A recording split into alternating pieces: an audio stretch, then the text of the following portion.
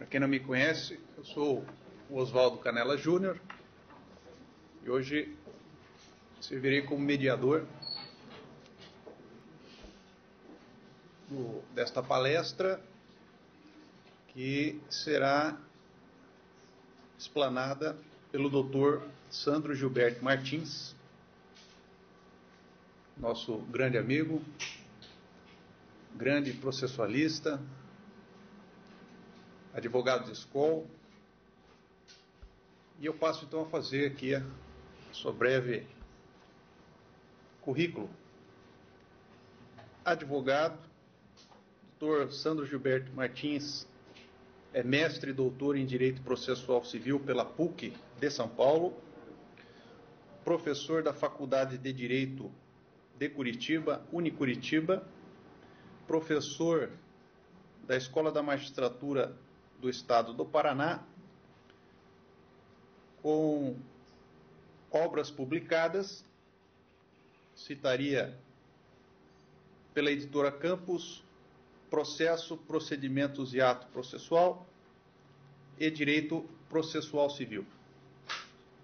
O doutor Sandro Gilberto Martins também defendeu em sua tese de doutoramento a possibilidade de modulação dos efeitos da decisão judicial, tese esta que foi expressamente encampada no capítulo referente aos precedentes judiciais e também, agora tive ciência, na parte de interdição.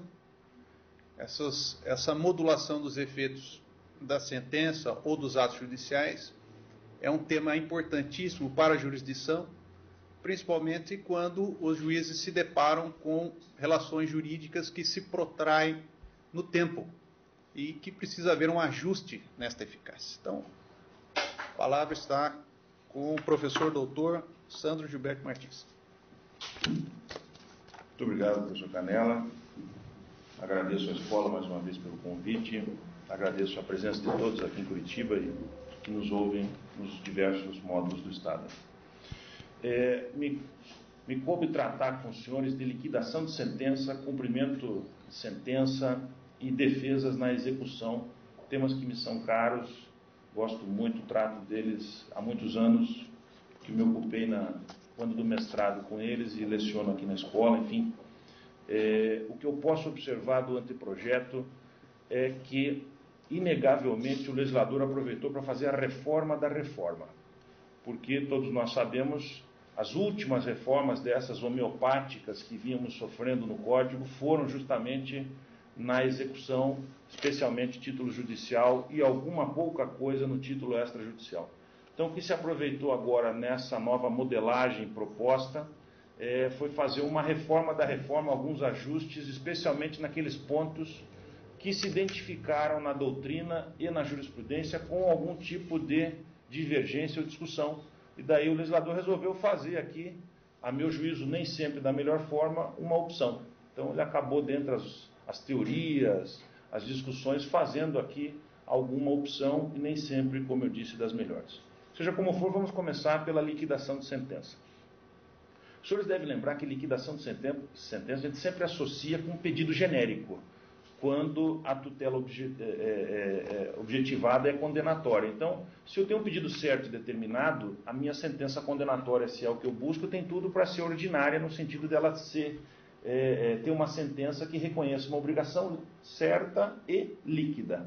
E, ao contrário, se eu faço um pedido genérico e no caminhar do desenvolvimento do procedimento comum eu não obtiver elementos para definir o quanto, essa sentença condenatória vai ser também genérica, e esta sentença, então, é que era objeto da liquidação de sentença, justamente para definir o quanto, e daí tiramos a natureza, que é declaratória, porque o quantum debeatur é a parte declaratória da sentença condenatória e assim por diante. Bem, essa sempre foi a tônica da liquidação de sentença. No novo anteprojeto, isso altera um pouco. Por quê? O artigo 501, que ontem o doutor Abelar passou rapidamente por ele, quando tratou das questões relativas à sentença, ela estabelece que pode realmente, a necessidade é que haja uma sentença líquida, mas daí diz o seguinte, salvo algumas exceções. Primeira delas, lá no 501, não for possível determinar de modo definitivo o montante devido. E aqui nós estamos em consonância com aquilo que a gente sempre teve em termos de pedido genérico, sentença genérica. Agora vem o inciso 2, e esta é a novidade. A apuração do valor devido depender da produção de prova de realização demorada ou excessivamente dispendiosa, assim reconhecida na sentença.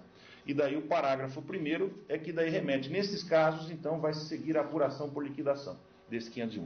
Então vejam vocês que o legislador acabou encampando uma realidade que nós, advogados, criamos muitas vezes para o juiz, dependendo principalmente do interesse do nosso cliente ou das condições econômicas do cliente.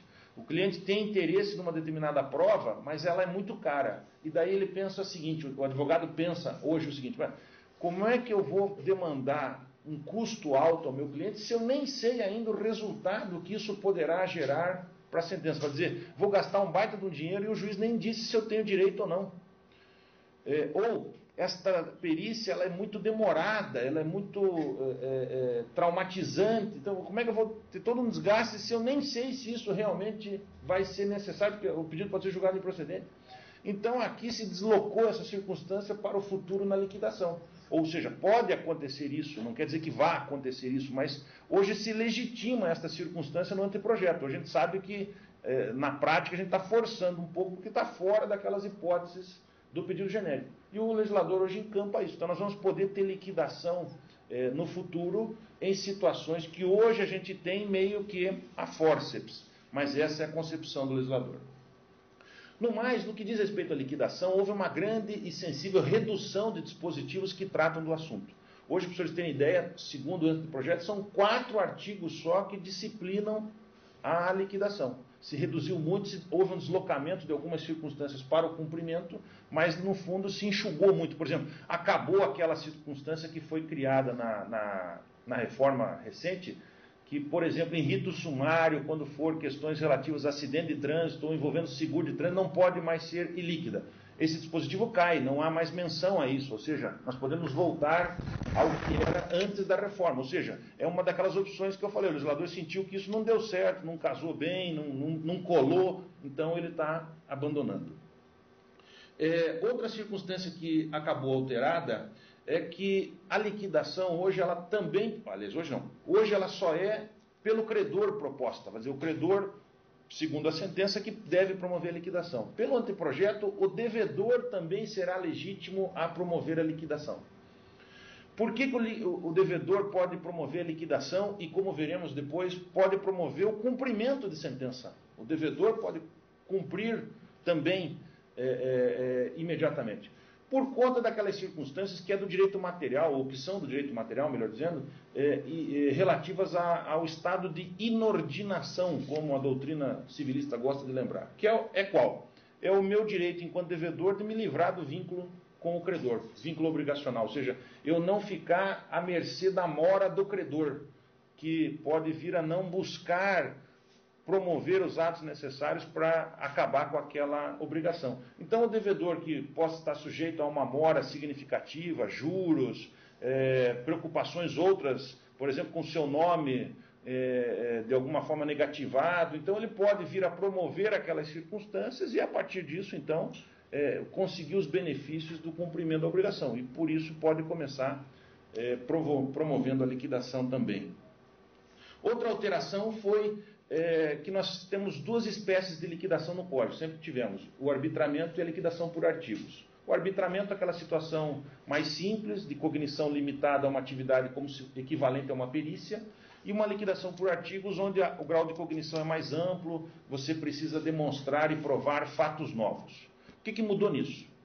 Primeiro, o nome não é mais liquidação por artigos, isso era uma origem lusitana, de a petição vir numerada, né, cada parágrafo com um número, tem muitos advogados que assim ainda o fazem, né, numeram os seus parágrafos com números, então se dizia que isto era uma petição por artigos, e isso gerou o nome liquidação por artigos, que não tem nada a ver com o que era só um nome oriundo disso. Então, se mudou essa nomenclatura para liquidação por procedimento comum, que é nada mais do que demonstrar, portanto, alegar e demonstrar os fatos que interessam para o quantum.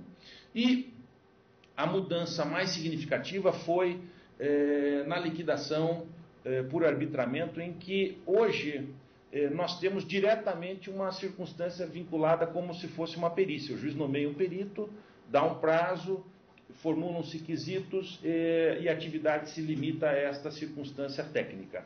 No anteprojeto se promove uma alteração no seguinte sentido: primeiro se oportuniza as partes a elas trazerem dados técnicos mediante pareceres, e se isto for suficiente, o juiz não precisaria então nomear um perito, ou seja, só nomearia propriamente um expert se, ainda a despeito do trabalho, da atividade das partes em trazer elementos técnicos, não fosse suficiente, ou ele não se sentisse eventualmente confiável naquele material produzido, aí sim ele nomeia, dá prazo para a apresentação de um laudo, formulam-se quesitos, etc. Então se tentou aqui buscar uma cooperação maior das partes para evitar talvez o gasto, o dispêndio, né, que nós sabemos que as perícias elas não são baratas, não é? Então, para talvez até facilitar, agilizar em questão financeira e questão de tempo, a liquidação por arbitramento é essa. Se atribui também aqui no anteprojeto ao Conselho Nacional de Justiça a atribuição de padronizar em todo o território nacional a questão referente à atualização monetária dos valores. Este parece ser uma proposta interessante, porque nós bem sabemos, e eu que advogo Brasil afora, sinto essa dificuldade. Cada estado tem um seu critério, né? E se bobear, às vezes cada comarca tem um critério.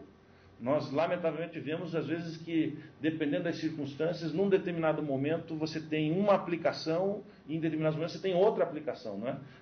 O próprio Estado do Paraná, aqui para falar de dentro de casa, nós, às vezes, temos essa dificuldade. Muitos juízes aplicam a média do INPC com o GPDI, que seria, em tese, o critério legal da lei do Plano Real, mas a gente vê, muitas vezes, por questões momentâneas, o tribunal, às vezes, aplicando o INPC, por entender que o INPC representa melhor a atualização monetária. Então a gente vê que há uma dificuldade natural, às vezes dentro do próprio Estado, dessas questões envolvendo a atualização monetária, e aqui então se atribuiu ao CNJ que caberá então colocar um padrão monetário para todos.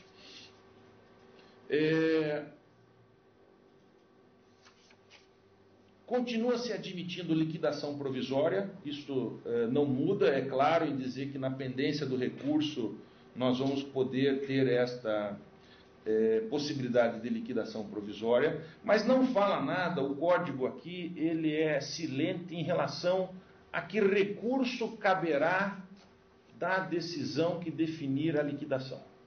Não há nenhuma disposição neste capítulo da liquidação de sentença, não há nenhuma referência lá no agravo de instrumento, porque nós vamos ver na parte da tarde, o agravo de instrumento hoje cabe em hipóteses específicas pelo legislador, o legislador tentou fechar a possibilidade de agravo de instrumento, e não há essa circunstância. E nós não podemos imaginar, quero crer eu, que se trata de uma sentença, porque nós estamos falando, em tese, de regra de uma fase, dentro daquela concepção de processo sincrético que continua a prevalecer.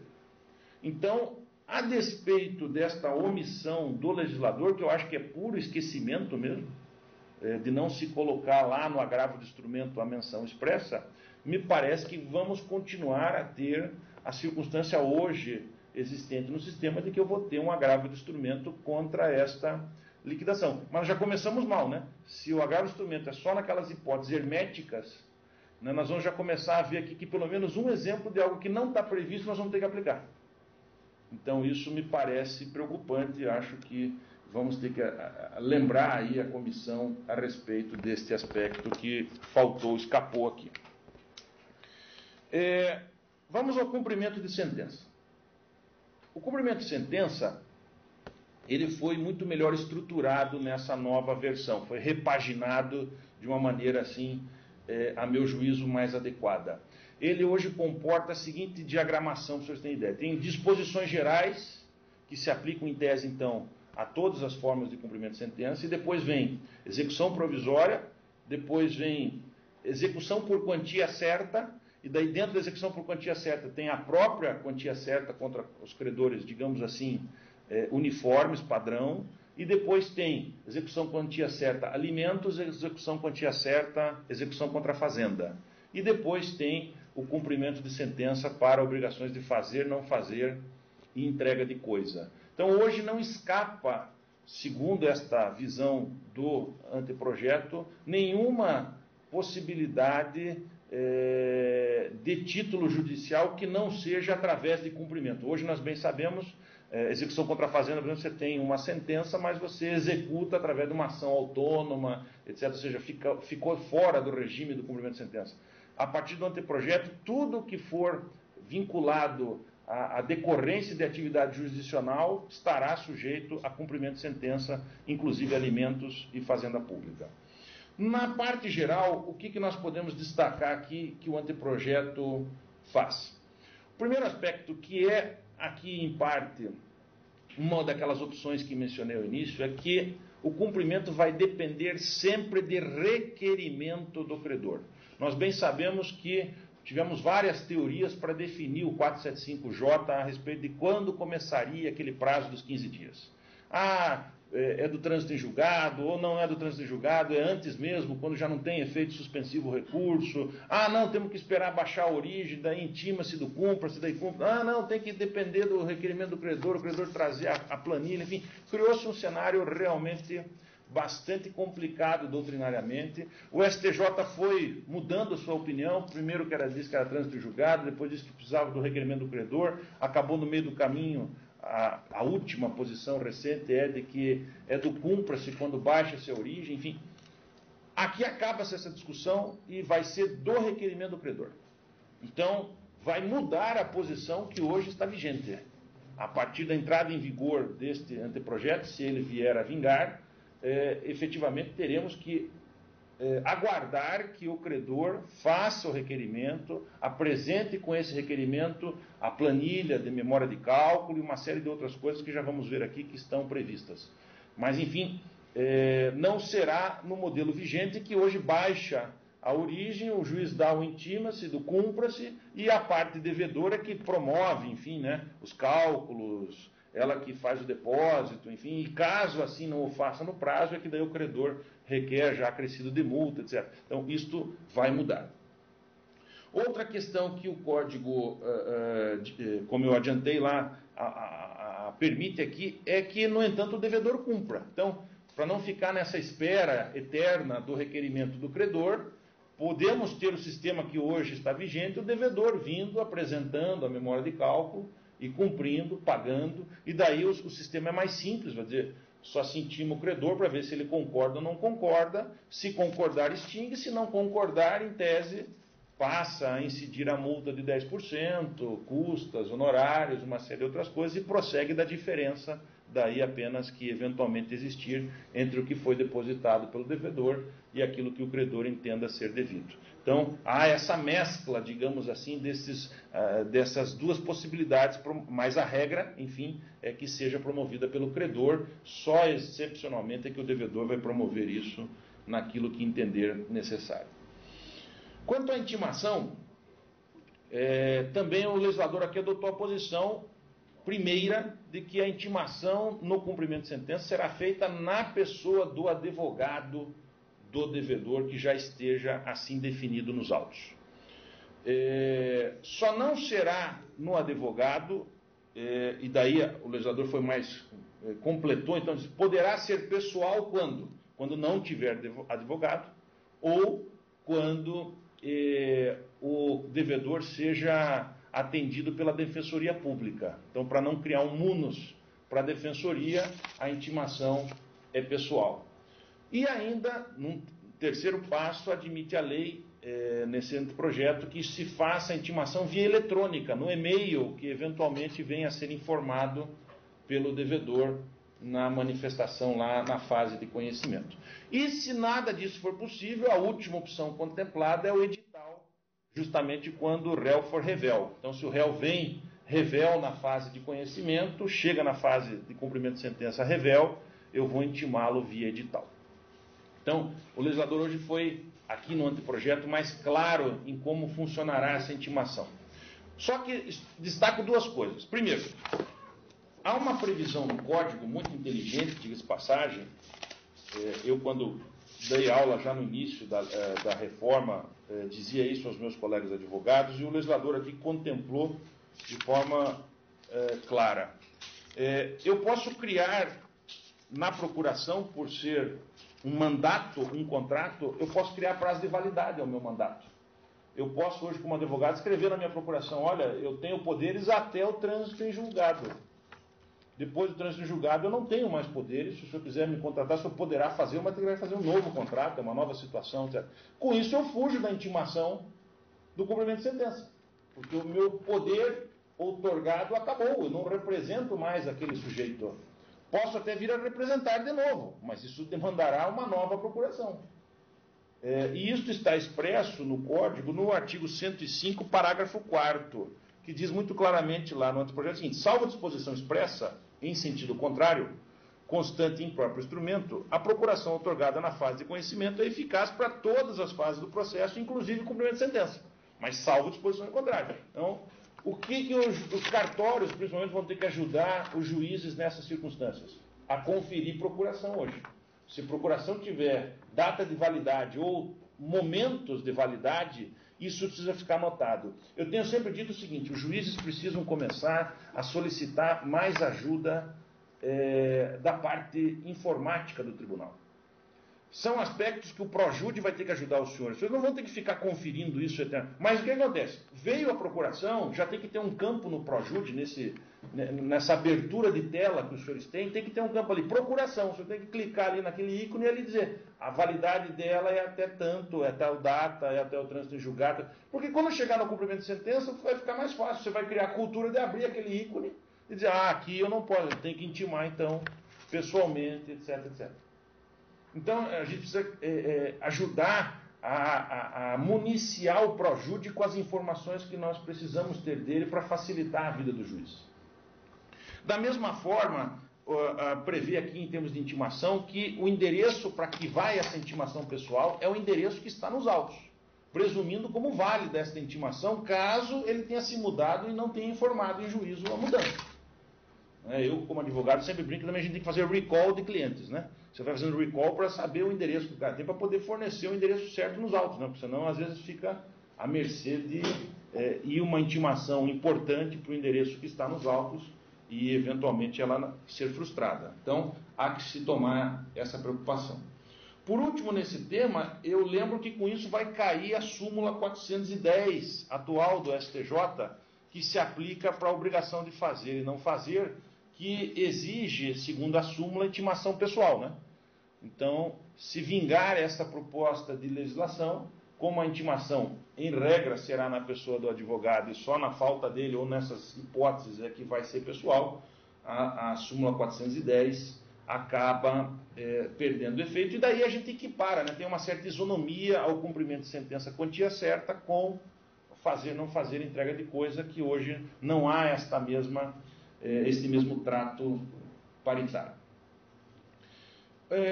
Ainda nesse aspecto da intimação, é interessante que o legislador teve a seguinte preocupação: se o requerimento que o credor vier a fazer para dar início ao cumprimento de sentença passar de 1 ano do trânsito em julgado, então passou de 1 ano quando ele fizer o requerimento, aí a intimação obrigatoriamente terá que ser pessoal. Presume-se que, passado 1 ano, sem a iniciativa da execução, o poder do advogado, em tese, devedor, ele se encerrou. Então, é uma previsão expressa que o legislador aqui tomou esse cuidado, né? Não vamos ficar eternizando a relação do advogado, ficar achando a pessoa, porque, lamentavelmente, para nós advogados, você precisa fazer o quê? Você precisa avisar o cidadão que começou um prazo que ele tem, correndo uma série de circunstâncias. Se você não avisa, arrisca de amanhã depois ele ir na ordem, né? E dizer que você não avisou ele, ou cobrar a multa, honorário de você, advogado. Hoje a gente tem que tomar o cuidado de oficializar essa comunicação, porque senão amanhã depois você responde pela multa e os honorários. Quer dizer, ele vai responder perante lá o credor dos autos, mas ele vai vir atrás de você, seja na ordem, seja com outras ações, buscando o advogado. Então, nesse aspecto, me parece que a nossa classe aqui foi bem atendida. Não se poderá promover o cumprimento de sentença em relação aos sujeitos que não participaram da fase de conhecimento. Então, fiador, coobrigado, corresponsável, que não tenha sido sujeito na fase de conhecimento, não poderá, em tese, sofrer o cumprimento de sentença.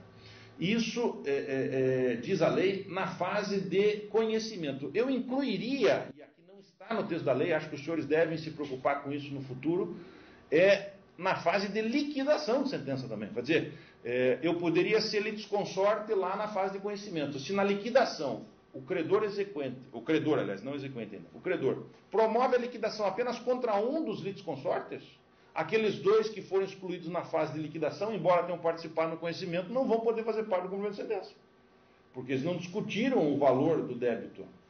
Então, me parece aqui que há... e a gente vê daí aqui o seguinte, senhores, vocês imaginam que o processo começa com certos sujeitos e na execução pode não ter estes mesmos sujeitos. Então, é uma coisa meio interessante porque o processo é o mesmo, né? Mas eu vou abdicando desses sujeitos. Isso acontece muito, a gente vê, principalmente em relação de consumo, né? Você tem lá 3, 4 pessoas que você está discutindo, mas daí você resolve promover a liquidação só contra um, ou a execução só contra um, porque é ele que eventualmente pode responder por aquilo, financeiramente falando. Né? Então, há esses abandonos eventualmente no processo, a gente sabe disso. Agora, nós também temos que entender isso sistematicamente com a questão da desconsideração da pessoa jurídica que ontem foi dita. Então, a gente está falando isso sem imaginar a desconsideração. Agora, ou seja, eu vou poder ter um sujeito diferente na execução que não tenha participado na fase de conhecimento? Sim, excepcionalmente quando? Quando eu tiver a desconsideração da personalidade jurídica. Ou a desconsideração inversa, né? Eu desconsidere o sujeito pessoa física e vá atrás da pessoa jurídica que eventualmente ele tenha transferido ou, enfim, manipulado o seu patrimônio para ela. Então, dentro da exceção, nós vamos ter que entender assim. Quer dizer, não posso ter como regra, porque senão mataria a desconsideração da pessoa jurídica na fase de cumprimento de sentença. Então, em condições normais de temperatura e pressão, então, vamos assim dizer, quem está na fase de conhecimento poderá estar no cumprimento. Agora, quem não esteve na fase de conhecimento não poderá estar na fase de cumprimento. Uma alteração que foi comentada ontem diz respeito ao rol de título executivo judicial. O legislador tentou melhorar aquele inciso primeiro que foi tanto objeto de polêmica, né? Os senhores bem sabem, tudo isso, por ser confesso, né? Eu vou falar aqui uma confissão que é expressa do professor Fred, né? O professor Fred, quando o projeto saiu de uma das casas legislativas, na Lei 11.232, saiu com sentença condenatória. Quando chegou no Senado, na sede da Câmara dos Deputados para o Senado, quando chegou no Senado, por influência do Fred, isso mudou e ficou a redação que está hoje, para obrigar, para reconhecer a existência de obrigações de fazer, não fazer entrega de coisas e soma em dinheiro. E não voltou para a Câmara dos Deputados. Então, ficou aquela dúvida, isso foi uma mudança de redação, ou seja, ler aquilo significa sentença condenatória ou foi uma mudança de conteúdo? Se for uma mudança de conteúdo, diz a doutrina, tem que considerar que é inconstitucional esse dispositivo, porque houve uma ofensa ao devido processo legal legislativo. Para tentar salvar, então nós tínhamos que entender que aquilo é sentença condenatória, ou seja, a mudança não foi lá grandes coisas. Porém, a doutrina se aproveitando, não, isso aqui é reconhecimento da existência de obrigação, é sentença declaratória, e começou vários autores de autoridade acadêmica a defender esta postura, e a jurisprudência aqui ou acolá começa a adotar, especialmente porque o capitão da ideia foi o professor de teoria Albino Zavascki. Ele tem um texto célebre, vamos já assim dizer, na revista de processo número 109, onde ele defendeu isso. E essa ideia do teoria que motivou o Fred a fazer o que fez, e o teoria, como na época estava no STJ, fez jurisprudência do STJ nesse sentido. Hoje acórdãos do STJ reconhecendo a eficácia executiva de sentença declaratória. E, para minha tristeza, mais recentemente o STJ está encampando a eficácia executiva de sentença declaratória negativa, né, de improcedência, permitindo o inverso. Por que eu digo que é para minha tristeza? O professor Fábio ontem aqui manifestou até ser favorável à ideia, falou do Talamine e tal, e falou da questão da prescrição. Eu acho que a prescrição é só um dos problemas, e talvez um problema que ele fica camuflado. O juiz tem que tomar cuidado com isso. Por que ele fica camuflado? Porque eu entro com uma sentença declaratória, um pedido de sentença declaratória, e a declaratória é imprescritível. Mas a pretensão condenatória desta sentença pode estar já prescrita. Mas daí eu digo, tem coisa julgada, né? Vai dizer, fez a sentença declaratória, tem coisa julgada, eu quero o cumprimento, e o juiz diz, mas tem coisa julgada, tal. Então fica naquela dúvida, se faz parte da coisa julgada, porque precluiu o efeito preclusivo da coisa julgada, né? Aquilo que você poderia ter dito, não disse, está englobado, mas peraí, mas ele não, lá atrás ele não falou para mim que ele queria condenar, ele não queria executar.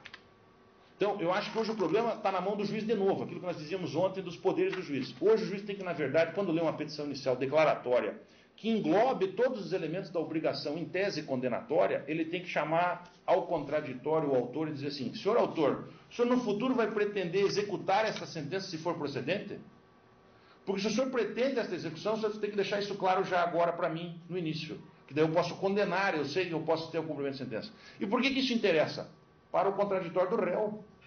Imagina se o senhor é réu e o cidadão quer declarar, por exemplo, que o senhor deve a lua para ele. O senhor, como recebe essa petição inicial lá na contraminuta e lê a petição inicial, o senhor dá até risada. Vou até ser revel dessa decisão aqui, porque é um absurdo isso. Isso aqui é um negócio que não tem pé, não tem cabeça. Você se permite ser revel, por quê? Porque quando muito, em tese, você olhando aquela petição inicial, você sabe o que de pior pode acontecer comigo se eu perder essa demanda. Ele tem uma declaração na sua mão. Aí você é revel, declarou, daí chega lá na frente e diz, agora eu quero cumprimento de sentença disso. Então você diz, mas peraí, você só queria declaração, agora você quer já o cumprimento de sentença? Eu quero aproveitar. E daí diz a doutrina, é celeridade, por que nós vamos ter que obrigar ele de novo a entrar com uma ação para condenar se já tenho todos os elementos? Mas peraí, mas ele não pediu isso. Eu quero evitar justamente aquele elemento surpresa, aquele efeito surpresa que é para isso que funciona o contraditório. Então, nós precisamos ter cuidado com isso. Essa sentença declaratória que tem eficácia executiva são excepcionais, como disse o professor Fábio ontem. São casos, às vezes, de falsa sentença declaratória. Exemplo típico da consignação em pagamento. Eu sei que a consignação em pagamento é para declarar que eu não devo mais nada, porque eu cumpri a contento. Mas se eu não cumprir a contento, tem um saldo ali, naquele saldo eu executo.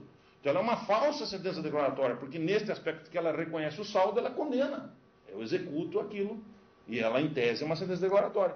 Mas, enfim, nós não vamos ter solução nenhuma, dependendo da legislação, nesse aspecto aqui. Por quê? Porque o legislador só melhorou a redação, mas continua querendo dizer a mesma coisa. Ele diz assim, ele diz que a obrigação, a sentença que reconhecer a exigibilidade da obrigação, leia-se liquidez, certeza e exigibilidade, não é só exigibilidade, mas todos os elementos da obrigação, seja ela que natureza for, vai poder ser objeto de execução. Aliás, não fala mais nem em sentença. O legislador aqui também acabou contemplando a palavra decisão judicial, de qualquer natureza, portanto, interlocutória, sentença ou acórdão, vai ser objeto de execução. Nós não vamos ter mais a preocupação de ficar questionando, a antecipação de tutela pode ou não ser executada, porque não é sentença, é decisão interlocutória. Isso acaba, quer dizer, nós temos decisão como gênero, no lugar de pronunciamento, né? Melhor teria sido se ele tivesse usado a palavra até pronunciamento, que foi a opção que ele fez lá atrás, na parte geral. Então ele devia ter usado aqui, qualquer pronunciamento judicial teria essa eficácia executiva, mas ele faz isso. Então, hoje eu posso ter, dentro dessa redação que prevê aqui, as declaratórias, as constitutivas, né, e qualquer decisão, seja acórdão, decisão interlocutória ou a própria sentença.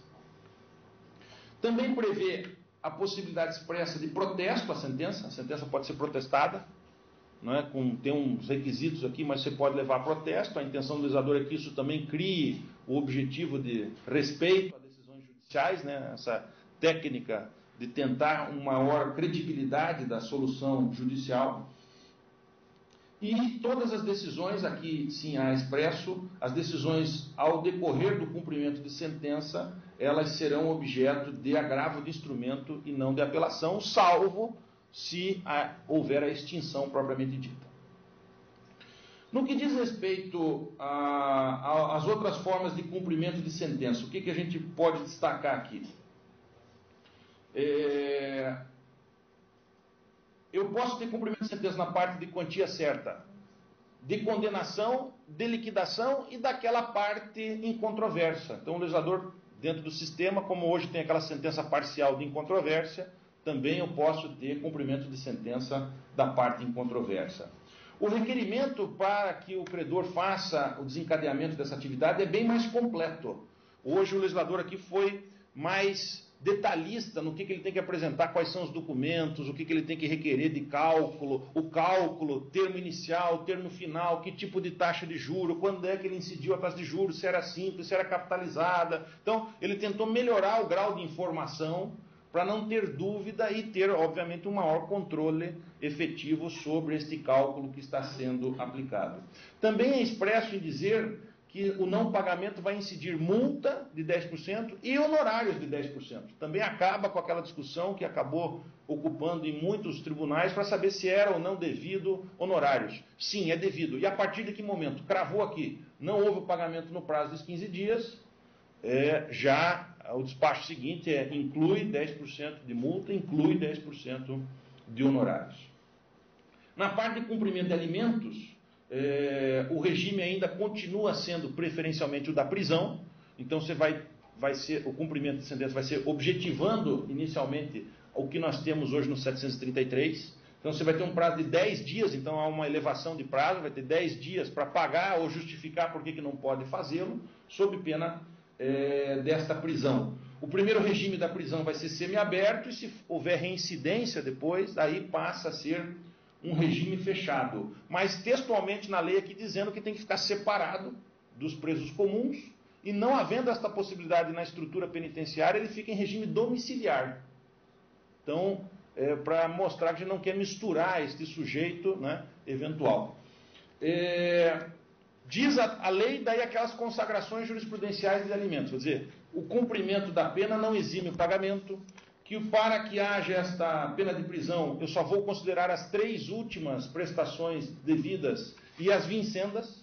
Eu não posso então querer prender o cidadão que faz mais de ano, ou por conta de um ano, ou daquilo que faz, que ficou para trás. Então, se ficou para trás, você vai ter que executar como se fosse quantia certa e abdicar do regime da prisão. Aliás, em termos de regime de prisão, ele diz que é uma opção do credor. Nós sabemos que hoje há jurisprudência que vem consagrando o juiz de ofício poder fazer essa escolha, né?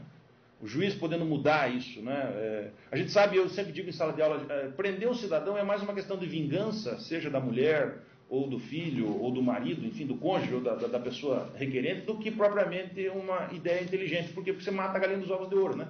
Se o cidadão está preso, aí que ele não paga mesmo, né? Então a gente sabe que às vezes tem muito daquela questão familiar, daquela questão mal resolvida que homenageia a busca da prisão. E quando o juiz principalmente vislumbra isso no caso concreto, ele tem alterado esse trâmite, né, esse procedimento de ofício e tem encaminhado para o cumprimento de sentença. E a jurisprudência tem aceito isso.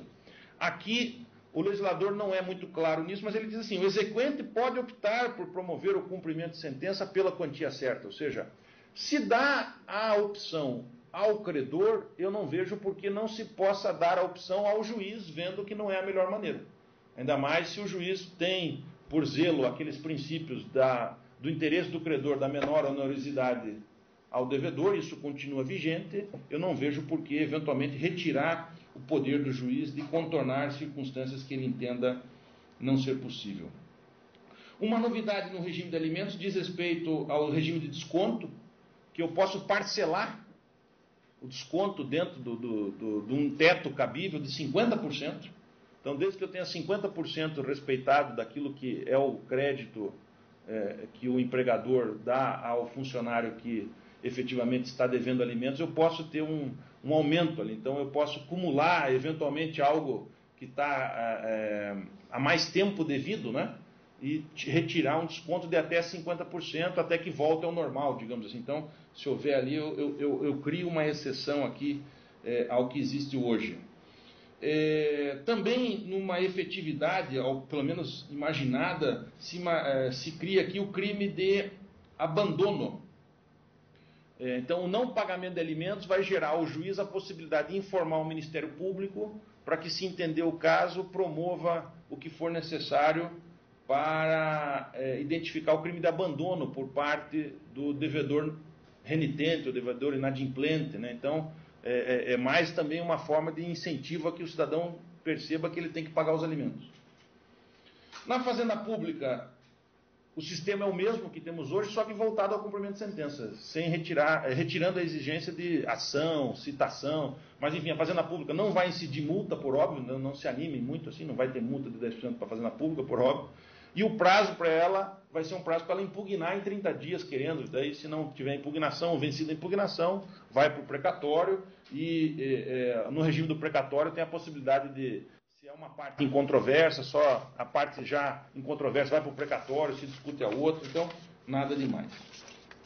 Em relação ao fazer e não fazer, continua sendo medidas subrogatórias, aquelas questões de tutela específica. O que nós temos, também tentando emprestar efetividade, diz aqui que o descumprimento dessa ordem vai poder acarretar litigância de má-fé e o regime de desobediência.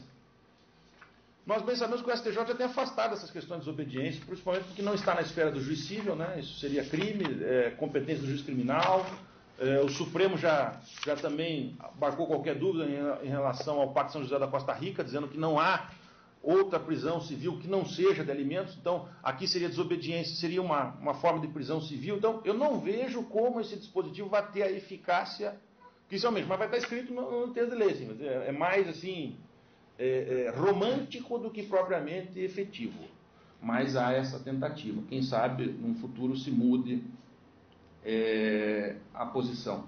Expressamente contempla que não é mais obrigações de fazer ou não fazer entrega de coisas, e sim obrigações e deveres. Nós sabemos que às vezes surge essa dúvida na doutrina, né, daquilo que não é obrigacional, mas aquilo que é dever, né, o dever do Estado em prestar remédios, segurança, né, não é uma obrigação, não há um contrato prévio, enfim, isso também se resolve. A possibilidade de multa, a mudança da multa, o texto da lei sugerido diz que não pode ser retroativo, então eu não posso cassar a multa retroativamente. Eu posso cassar a multa com efeitos ex nunc, daqui para frente, mas o que enquanto ela esteve válida, ela é devida. Porque isso é uma coisa que hoje tem incomodado muito os tribunais. Eu aqui sempre digo para os juízes o seguinte: senhor juiz, utilize o projúdice de novo a seu favor.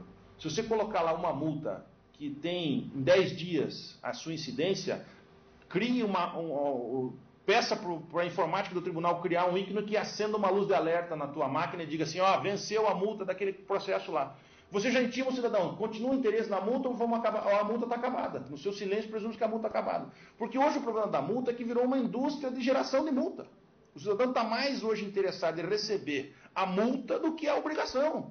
E nós bem sabemos que o intuito da multa é a obrigação. Não é a multa criar valores significativos. Então, use a ferramenta a seu favor. Peça para o Projud dizer o seguinte: eu lancei aqui uma decisão com multa, prazo de 15 dias. Deu esse prazo, acende a luz e eu já faço de novo um despacho. Meu filho, cumpriu, não tem, cumpriu, acabou a multa, então não interessa mais, vamos para a obrigação em si. Aí acaba essas discussões de multa, vai minguar isso aí. Porque hoje a multa fica lá, o juiz não fala nada, fica aquela bola de neve, passa meses, passa ano, daqui a pouco a multa está exorbitante. E o cidadão está mais interessado em receber a multa do que receber a obrigação em si. Então, utilize a ferramenta a seu favor. Peça para o Projud mudar isso, criar um ícone a esse respeito, que eu acho que vocês vão ser mais felizes com isso. Em termos de multa ainda, o cumprimento o legislador fez a opção de adotar a teoria mista em relação à multa. O que vai acontecer? Eu posso executar provisoriamente a multa? Posso. Mas só vou poder levantar esta multa na execução definitiva. Então, só depois que confirmado por trânsito em julgado que é devida a obrigação e, portanto, a multa era adequada, é que eu vou poder levantar eventual valor de multa. Então, eu vou poder executar provisoriamente? Vou, mas isso não significa que eu vou botar a mão nesse dinheiro. Eu só vou poder botar a mão no dinheiro da multa depois que transitar em julgado, porque daí confirma que era a obrigação devida e a multa acessoriamente devida e eu vou reverter em benefício do credor exequente. No sistema da entrega de coisa, o término do prazo com multa já converte em busca e apreensão. Então aqui acontece isso que eu estou falando para vocês. Na legislação diz assim, se você dá um prazo para o cidadão entregar a coisa sob pena de multa, vencido o prazo e não cumprido, já interrompe a multa e já se converte em busca e apreensão.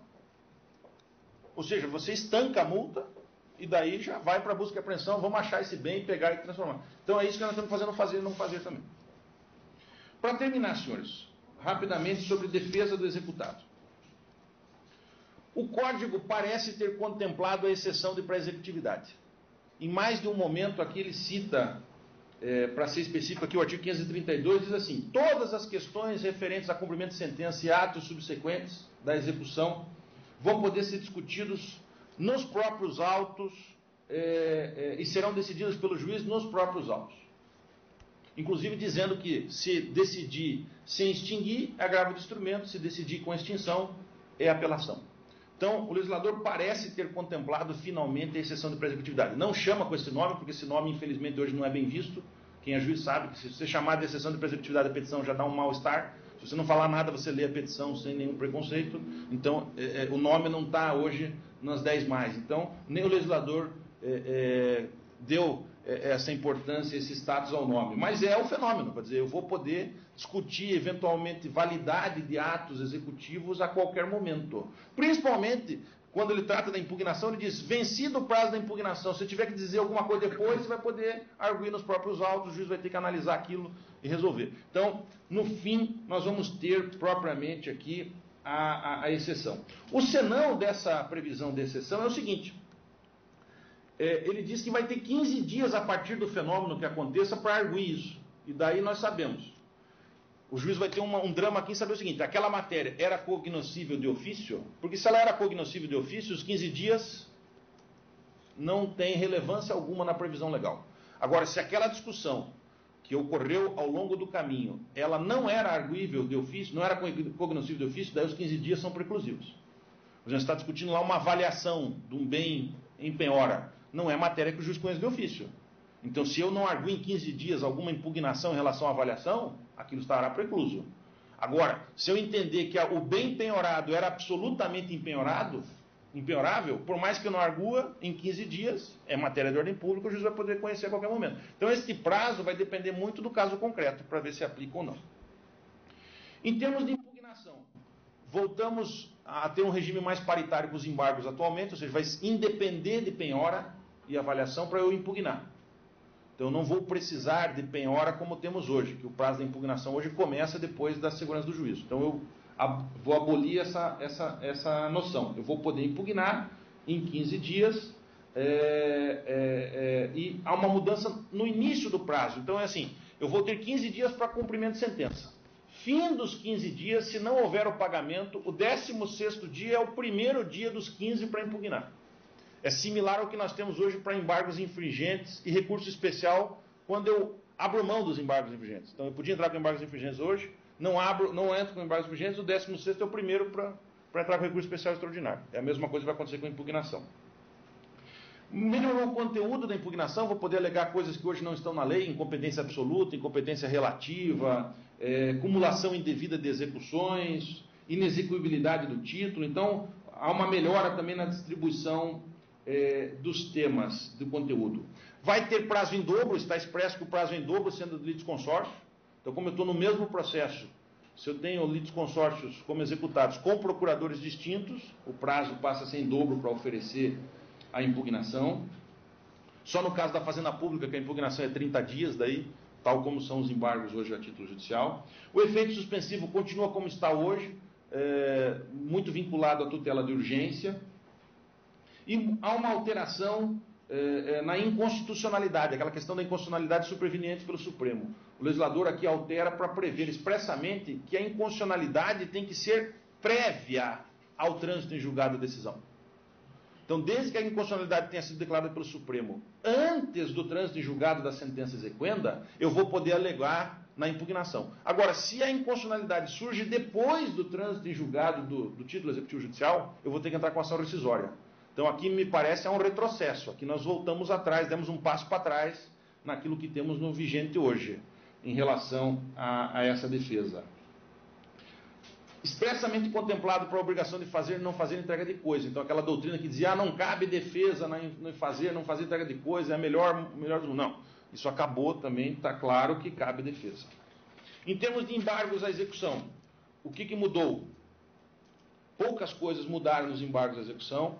A pior mudança, a meu juízo, é que expressamente contempla que a moratória não se aplica ao cumprimento de sentença. Não sei qual foi a lógica do legislador aqui. Eu vou sugerir que os senhores sejam contra a legem. Permitam que o cidadão aplique moratória no cumprimento de sentença. Porque, vejam bem, qual é o cidadão que quer pagar e você vai dizer que não aceita receber? Qual é o objetivo da execução? O cumprimento, a satisfação. O cidadão vai lá e diz, olha, eu quero pagar, nos termos do que está a lei, 30% no mínimo de depósito, o saldo em 6 vezes e tal. Você, como juiz, vai ficar se preocupando em achar bens, em discussão. O cara quer pagar, deixa que pague. Então eu não vejo lógica nisso, mas enfim, o legislador fez a opção em acabar com a moratória no cumprimento de sentença. Houve mudanças no quê? Nos embargos em relação à moratória. A moratória hoje pode ser melhor questionada pelo credor. Há uma intenção de não deixar ser um direito potestativo. Não sei se vai conseguir, mas é essa a ideia. Melhora também a questão do efeito suspensivo, só que aqui o efeito suspensivo é diferente da impugnação. Lá está vinculado a antecipação, a tutela de urgência na impugnação. Aqui fica dizendo, nos termos da tutela antecipada, e nós vimos uma tutela antecipada é evidência e urgência, são questões diferentes. Eu tenho tutela antecipada cautelar e satisfativa. Então, o regime do efeito suspensivo dos embargos está muito melhor do que o regime suspensivo da impugnação, que nós vamos precisar. Eu acho que nós vamos precisar ajustar isso, nós vamos ter que dar ao executado a diferença de um tratamento paritário. Né? Eu posso ter uma defesa... Eu trago pagamento, por exemplo, a tutela de evidência. Né? Eu trago pagamento. Eu não tenho urgência nenhuma, mas eu tenho pagamento. Pagamento é tutela da evidência, eu tenho que ter direito ao efeito suspensivo. Coisa que na impugnação eu não vou ter se eu for levar a ferro e fogo a lei, e no título extrajudicial eu vou ter. E só para consagrar a defesa heterotópica, que é a minha querida, né? Já que eu escrevi isso com muito carinho lá na dissertação do mestrado. Como disse o doutor Rosaldo ontem, na conexão hoje está prevista, né, foi contemplada essa questão de conexão de execução com ações de conhecimento, prevê ainda a possibilidade do atual 585, parágrafo 1º, né, ou seja, eu poder discutir ações, ter ações para discutir, embora o título seja executivo, então a defesa heterotópica continua consagrada de alguma forma no texto. Desculpe a correria, mas o tempo urge, né, então eu agradeço a atenção do senhor.